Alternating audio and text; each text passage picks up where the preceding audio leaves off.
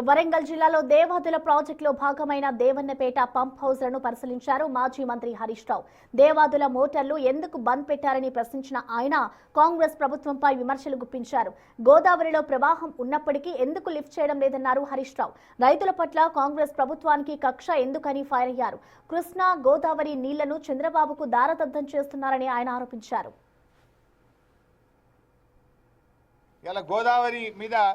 గోదావరి బనకచెర్ల ఘట్టం, గోదావరి నల్లమల్ల సాగర్ ఘట్టం అని చంద్రబాబు నాయుడు నీళ్లు తీసుకుపోయే ప్రయత్నం చేస్తే రేవంత్ రెడ్డి ఆయన గురుదక్షిణ చెల్లిస్తున్నాడు. నాకు అర్థం కాదు. ఇప్పుడు అర్థమవుతుంది ఏంటంటే దేవాదులకు నీళ్లు లేపబోయా అంటే లేపకుండా కిందికి నీళ్లు వదులుతుండు.